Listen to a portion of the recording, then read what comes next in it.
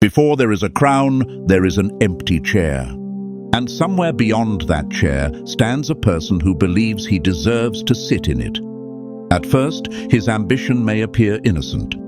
He tells himself that he wants influence because he can create order. He wants authority because the current leaders are weak. He wants power because, in his hands, power will finally be used correctly. But the throne begins changing him before he ever reaches it. A friend becomes a possible rival. A compliment becomes a hidden negotiation. Kindness becomes an investment. Silence becomes suspicious. And loyalty becomes something that must constantly be tested. The crown is not yet resting on his head, but it is already occupying his mind. Welcome to Doctrine of Mind. If you value documentaries that connect deep psychology, philosophy, and the hidden machinery of human power, subscribe to the channel and join us as we examine the ideas most people are afraid to confront. This documentary unfolds across 6 chapters. Chapter 1. The Throne that Appears Inside the Mind. Chapter 2. When Trust Becomes a Political Risk. Chapter 3. The Birth of the Political Mask. Chapter 4. Why Fear Begins to Feel Safer Than Love. Chapter 5. Cesare Borgia, the Prince Built by Fortune. And Chapter 6. When the Throne Becomes a Psychological Prison. By the end, you will understand how ambition can transform trust into suspicion, how reputation can replace identity, why insecure leaders sometimes attack their most capable allies, and why the pursuit of control can eventually control the person pursuing it. This documentary was constructed through a close reading of Machiavelli's The Prince, particularly chapters 7, 17, 18, 23, and 25. Alongside records of Machiavelli's diplomatic experience and modern peer-reviewed research into power, perspective-taking, hierarchy, and perceived control. To make the psychological transformation visible, we will also follow an unnamed fictional Renaissance courtier. He is not a historical individual. He is a composite representation of the patterns described by Machiavelli and investigated by modern psychologists. The historical events and psychological findings will be accompanied by their original references on screen. This is not a guide to becoming ruthless. It is an examination of what happens when a person begins sacrificing his mind to a throne he has not yet reached. Chapter 1. The Throne that Appears Inside the Mind. Imagine a young courtier walking through the halls of Renaissance Italy. He carries messages between powerful families. He watches elderly rulers make careless decisions. He observes incompetent men receiving authority because of blood, wealth, and family alliances. Privately, he begins to think, if I were in that chair, I would do better. This thought does not make him dangerous. Not yet. Ambition can create art, discovery, leadership, and reform. A person without ambition may never challenge a corrupt system. The danger begins when ambition stops being a goal and becomes an identity. The courtier no longer wants to perform an important duty.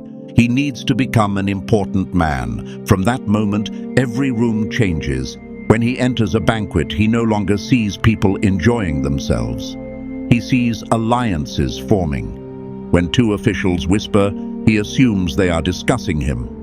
When a friend succeeds, he experiences the success as a reduction of his own importance. The throne has become a lens through which he interprets reality.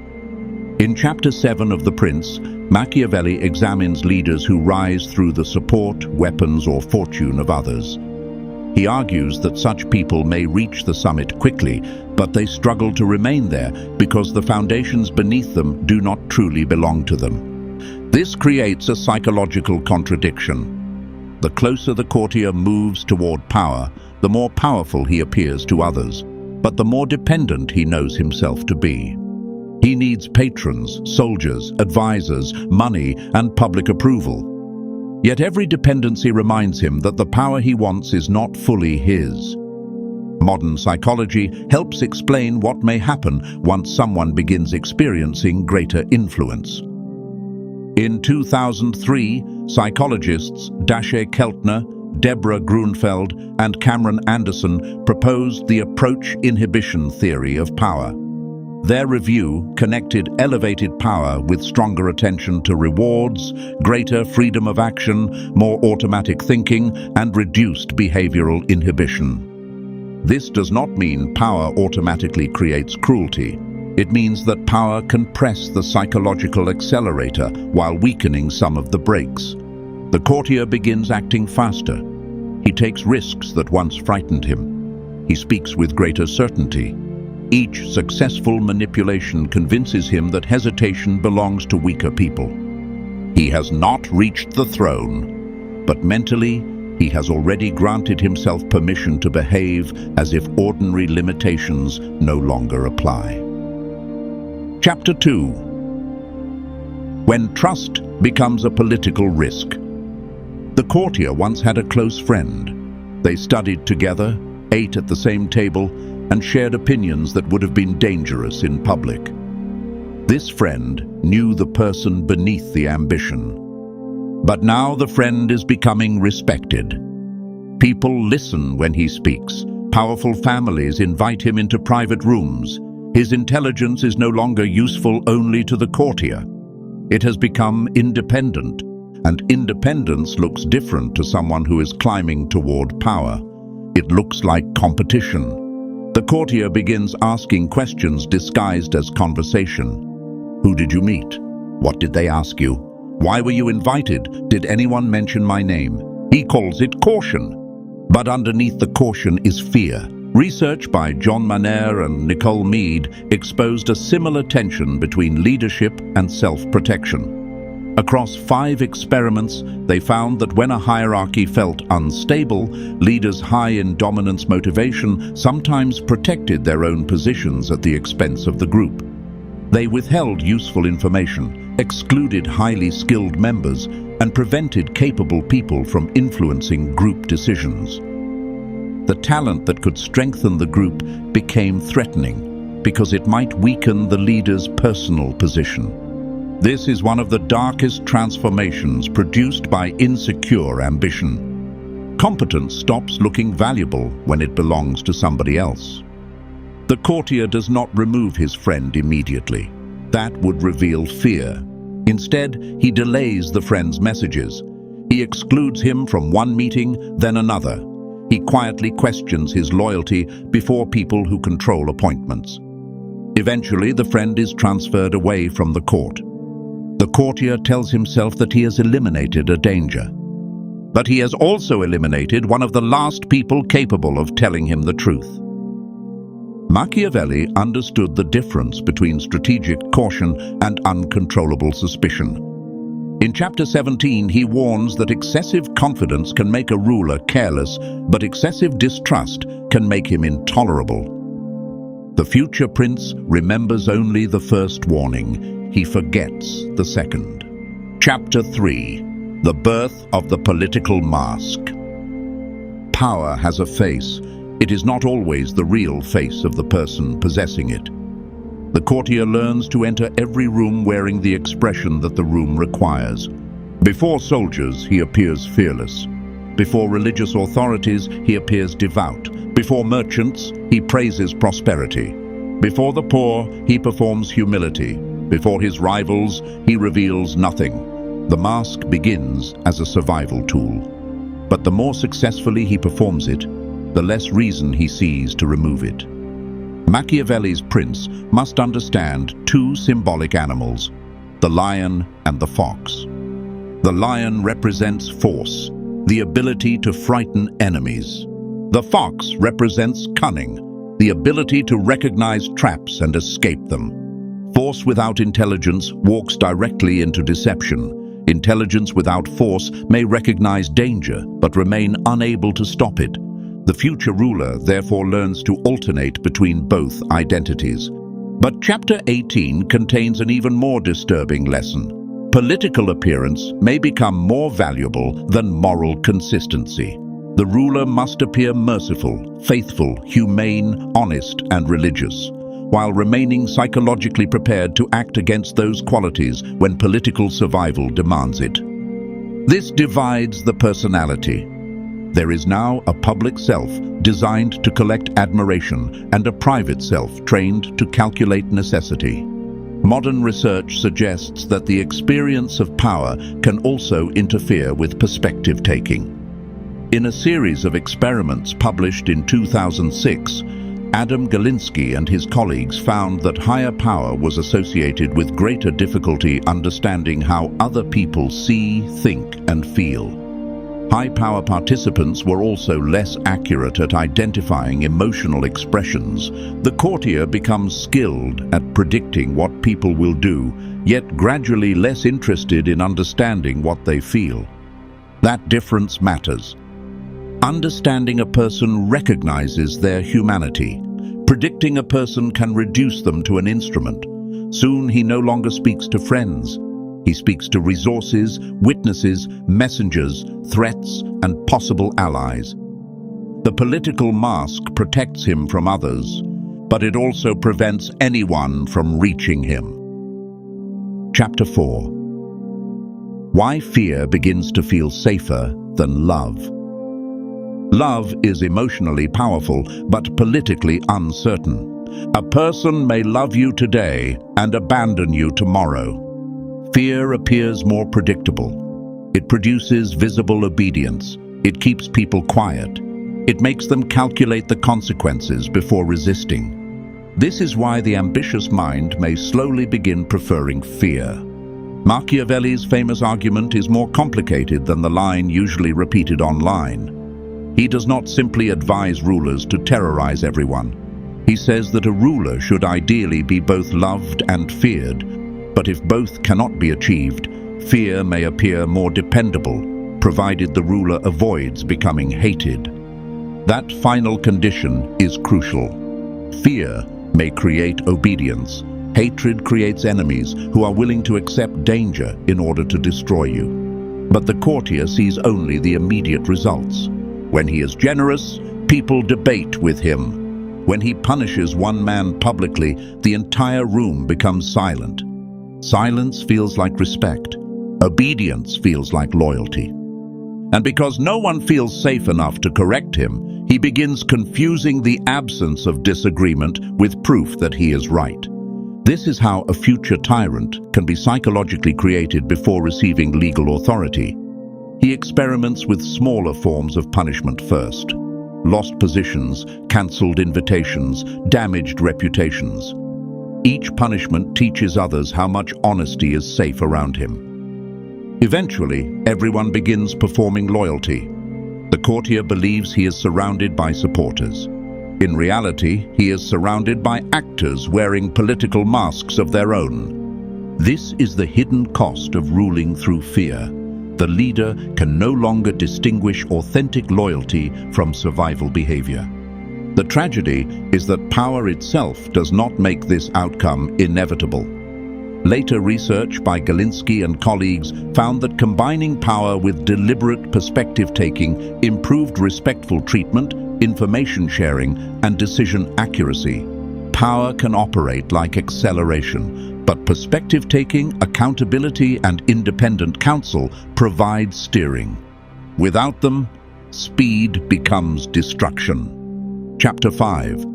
Cesare Borgia, the prince built by fortune. Machiavelli did not develop his ideas while sitting safely inside a library. As a Florentine official and diplomat, he entered the courts where alliances were formed, promises were broken, and political enemies disappeared. One of the most important figures he observed was Cesare Borgia, known as Duke Valentino. Cesare was the son of Pope Alexander VI. His early political rise depended heavily on his father's authority, French military support, and forces that were not originally his own. This made him the perfect figure for Machiavelli's 7th chapter, a prince raised by fortune who must urgently build personal foundations before fortune changes. Cesare understood the danger. He weakened rival factions, attracted their followers with money and positions, created new alliances, and attempted to replace borrowed military strength with power directly loyal to him. When several commanders turned against him, Cesare concealed his intentions, offered reconciliation, drew them into his control at Senigallia, and had the leaders killed. In Romagna, he appointed a harsh governor named Ramiro d'Orco to suppress disorder. Once that severity created resentment, Cesare had Ramiro executed and displayed in a public square. The violence served two messages. The people were shown that cruelty would be punished. They were also shown that Cesare possessed the power to punish it. The harsh policies had benefited him.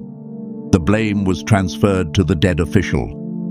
This was political theater performed with a human body. Machiavelli studied the effectiveness of these actions, but Cesare's story also exposes the limits of control. His power had been constructed through his father's papacy. When Alexander died in 1503, Cesare was seriously ill and surrounded by hostile forces. The system he had built began losing the foundation that first made it possible. Machiavelli records Cesare saying that he had prepared for almost everything that might follow his father's death, except that he never expected to be close to death himself when it happened. That single moment reveals the psychological illusion beneath extreme political control. The ambitious mind begins believing that if it studies enough people, eliminates enough rivals, and prepares enough defenses, uncertainty itself can be defeated. But fortune does not always arrive in the form of an assassin. Sometimes it arrives as illness, sometimes as time, sometimes as the death of the one person whose authority was holding the entire structure together. Cesare knew how to manage fear, reputation, soldiers, enemies, and alliances, but he could not command chance. Chapter 6. When the throne becomes a psychological prison. Our unnamed courtier finally reaches the throne. The room he imagined for years is now real. Officials bow, soldiers obey. His rivals have disappeared, but the victory feels different from what he expected. He cannot trust the officials because he trained them to flatter him. He cannot trust the soldiers because he purchased their loyalty. He cannot trust his allies because he knows how alliances are secretly constructed. He cannot trust affection because he has spent years using affection as a political tool. He wanted the throne because he believed it would make him free. Instead, it has made him dependent on the image he created. Modern research into power and perceived control reveals another part of this trap. Experiments by Nathaniel Fast and his colleagues found that experiencing power could produce an illusion of personal control, even over outcomes that were objectively beyond the individual's control. Power makes action possible, but it can also make limitation harder to recognize. The ruler begins believing that every victory proves his genius, while every failure proves someone else's disloyalty. He no longer learns from reality. He edits reality to protect the identity of the powerful man. Machiavelli's chapter 25 describes fortune as a violent river. Human beings can build barriers during peaceful times, but they cannot abolish the river itself. The successful leader prepares for uncertainty. The corrupted leader begins believing uncertainty has been conquered. This is why the psychological price of the throne is often paid before the crown is worn. The future ruler rehearses betrayal before anyone betrays him. He hides weakness before anyone attacks it. He removes honest voices before they become dangerous. He performs virtue until virtue becomes only a costume. And when he finally reaches the throne, there may be nobody left who knows the person sitting upon it. Not even himself. Machiavelli is often treated as a teacher of manipulation. But The Prince can also be read as an autopsy of political ambition. It shows us what a person may remove from himself in order to become difficult to defeat. Trust, vulnerability, consistency, compassion, and eventually the ability to live without calculating the political value of every human relationship. Power does not transform every leader into a monster. The research is more precise than that. Danger increases when power is unstable, when dominance matters more than responsibility, when disagreement is punished, and when the leader loses the ability to see through another person's eyes. The throne does not create every darkness inside the ruler, but the journey toward it can reward that darkness, train it, and teach it how to hide behind a respectable face. So the most important question is not simply, what will you do when you gain power? The deeper question is, what are you becoming while you are trying to reach it? Because long before the crown touches the head, the throne may already have conquered the mind. If this documentary changed how you understand ambition and human power, subscribe to Doctrine of Mind. Here, we do not study history merely to remember what happened. We study it to recognize what human beings are still capable of becoming.